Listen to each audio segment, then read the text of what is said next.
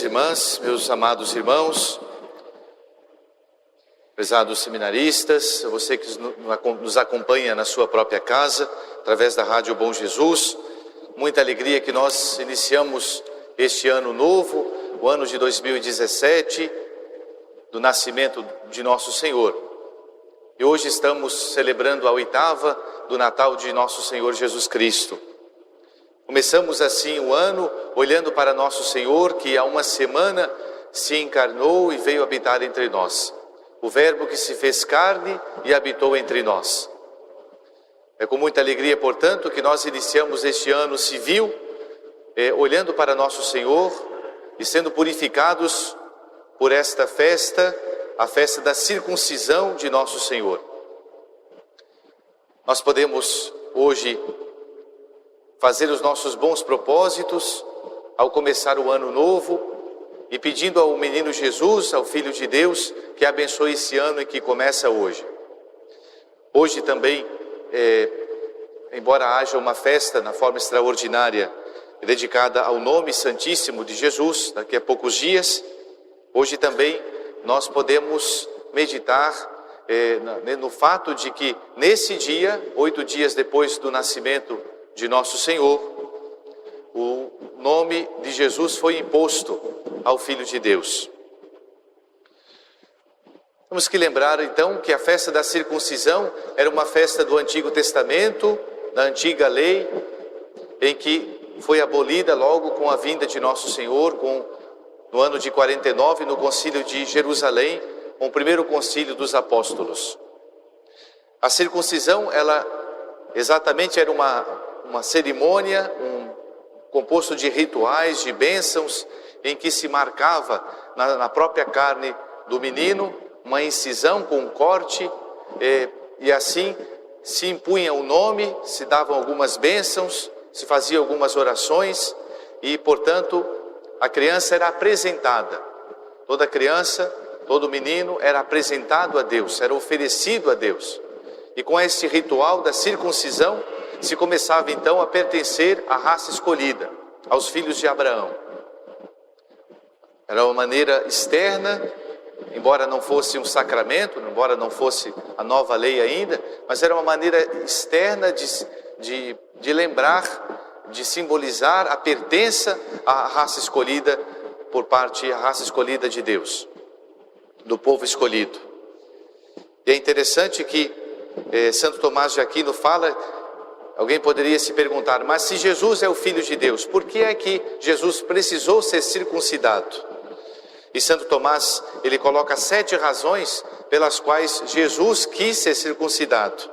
Quis passar por essa lei, cumprir a lei dos judeus. Santo Tomás diz que o primeiro motivo pelo qual Jesus quis ser circuncidado é para manifestar a verdade de sua carne humana. Nós sabemos que logo depois, no início do cristianismo, houve várias heresias, e uma delas, chamada maniqueísmo, aquela mesma que Santo Agostinho depois, infelizmente, enveredou por esse caminho, esse desvio teológico. E os maniqueus, eles achavam que Jesus ele não tinha um corpo material, um corpo de fato físico, era apenas um corpo aparente, como uma espécie de fantasma. Que Jesus, portanto, não se encarnou de fato. E por isso, Santo Tomás diz que Jesus fez questão de cumprir a lei, para manifestar assim a verdade da carne humana que ele possuía. Jesus, de fato, tomou a nossa natureza humana, assumiu a nossa condição humana, como disse São Paulo, em tudo semelhante a nós. Então, nosso Senhor sofre, nosso Senhor, ao passar por esta cerimônia, nosso Senhor derrama as suas primeiras gotas de sangue. Como é importante nós lembrarmos que o sangue de nosso Senhor tem um valor infinito e, portanto, bastava as primeiras gotas do menino Jesus derramado nessa cerimônia da circuncisão para salvar tantos mundos quantos existissem, disse Santo Tomás. O segundo motivo pelo qual Jesus quis ser circuncidado é para aprovar a circuncisão outrora instituída por Deus. A circuncisão foi dada por Deus através de Abraão, para que, como eu disse, para que a pessoa pudesse pertencer à raça escolhida. Depois também o outro motivo é para provar que Jesus era da descendência de Abraão. Um quarto motivo, também pelo qual Nosso Senhor quis nesse dia ser circuncidado, é para tirar dos judeus o pretexto de não recebê-lo por ser um incircunciso. Se Nosso Senhor não se submetesse a esta cerimônia, certamente depois os judeus o acusariam de não pertencer à sua raça, de não pertencer à sua própria religião. Nosso Senhor também foi circuncidado, diz Santo Tomás, para recomendar-nos, com o seu exemplo, a virtude da obediência. Nosso Senhor quis passar por essas cerimônias, esses rituais todos, embora Ele não precisasse, por ser o Filho de Deus, mas para nos ensinar o valor da obediência, o quanto vale nós obedecermos a Deus.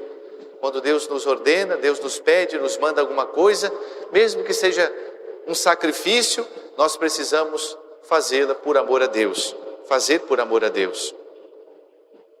Também o outro motivo pelo qual Nosso Senhor quis ser circuncidado hoje é para não rejeitar o remédio com o qual no Antigo Testamento se purificava a carne do pecado. Embora não fosse um sacramento, como eu disse, a circuncisão ela era um sinal de purificação. Não apagava os pecados, mas era um título, uma graça para pedir o perdão dos pecados. E por fim, Santo Tomás diz que Nosso Senhor foi circuncidado para se fazer sobre a lei, a fim de libertar os que estavam sob a lei. Nosso Senhor, então, Ele traça todos os caminhos que um ser humano, que um Filho de Deus deve traçar para nos libertar, não é? Para nos libertar, sobretudo, do pecado. Como eu disse, a circuncisão não foi admitida entre os cristãos. Havia até no começo uma controvérsia entre os primeiros cristãos se era preciso passar por essas práticas judaicas ou não. O cristão, aquele discípulo de Cristo, mas depois o Concílio de Jerusalém decidiu que não era necessário fazer todas essas práticas judaicas estabelecidas por Deus, porque Nosso Senhor veio renovar todas as coisas. Um outro aspecto também interessante e importante do dia de hoje é nós meditarmos no Santíssimo Nome de Jesus. Interessante que os nossos pais, geralmente os nossos pais é que nos dão o nosso nome. E geralmente antes ou por ocasião do nosso nascimento. E é sobretudo no nosso batismo que nós recebemos o nosso nome de cristãos. Nosso Senhor não foi simplesmente o nome dado por pessoas da terra, mas o nome de Jesus foi escolhido por Deus. Foi o próprio Pai que escolheu esse nome para Nosso Senhor. Foi, portanto, o nome dado pelo céu. Nós temos que lembrar que São José, ele quando soube que Nossa Senhora estava grávida, o arcanjo Gabriel avisou-lhe em sonhos, dizendo que, esclarecendo o dilema em que ele estava, e então disse assim: ela dará à luz um filho, a quem porás o nome de Jesus, porque ele salvará o seu povo de seus pecados. Então essa aí está designado aí o nome que São José deveria dar para o menino Jesus. E, portanto, o nome na Sagrada Escritura designa também uma grande missão. Nós vemos, por exemplo, diversas passagens da Sagrada Escritura, quando Deus escolhe uma pessoa, um personagem, um profeta, um patriarca, um apóstolo, Ele muda o nome daquela pessoa. Porque como que dizendo, aquela pessoa, ela é minha, ela tem uma missão especial e ela precisa seguir os meus passos. Assim também, o nome do Filho de Deus designa toda uma missão especial. É interessante que nós temos que lembrar também que o próprio São Gabriel, no dia da anunciação do arcanjo, anunciação do anjo, né, São Gabriel a Nossa Senhora, ele disse para Nossa Senhora do nome do seu filho: eis que conceberás e darás à luz um filho e lhe porás o nome de Jesus. Então o nome foi dado por Deus, o nome foi dado por Nosso Senhor, por Deus Pai. Depois São Paulo também fala do alcance e do poder do nome de Jesus. Em Filipenses, São Paulo diz: que Deus o exaltou e lhe deu o nome que está acima de todos os nomes, para que ao nome de Jesus se dobre todo o joelho, no céu, na terra e nos infernos. Se existe um nome que tem um poder especial, é o nome de nosso Senhor, o Santíssimo Nome de Cristo. É interessante que nós vemos na Sagrada Escritura que o nome de nosso Senhor, como eu disse, tem um poder e um alcance especialíssimo. Nós sabemos que, como consequência, ao nome de Jesus, os espíritos são expulsos, os demônios. Os espíritos maus temem o nome de Jesus. Me vem aqui à memória, uma vez, um fato em que entrou no convento de Santa Teresa d'Ávila um possesso do demônio e Santa Teresa o expulsou com a água benta e pronunciando os nomes de Jesus. A própria Santa Teresa depois diz que ao invocar o nome de Jesus, basta que nós digamos o nome santíssimo de nosso Senhor para fazer todo o inferno tremer. Portanto, os demônios e o mal temem profundamente esse nome santíssimo. É também em nome dele que os discípulos de Jesus operam os milagres, pois tudo o que pedem ao Pai em seu nome, o Pai lhes concede. O próprio Jesus ensinou a pedirmos as graças através do seu nome, dizendo: tudo o que pedirdes ao Pai em meu nome, eu vou-lo darei. Também na Sagrada Escritura, sobretudo no Novo Testamento e nos Evangelhos, é no nome de Jesus que os enfermos são curados. É em seu nome também que os mortos ressuscitam, os coxos andam, os surdos ouvem, os leprosos ficam curados.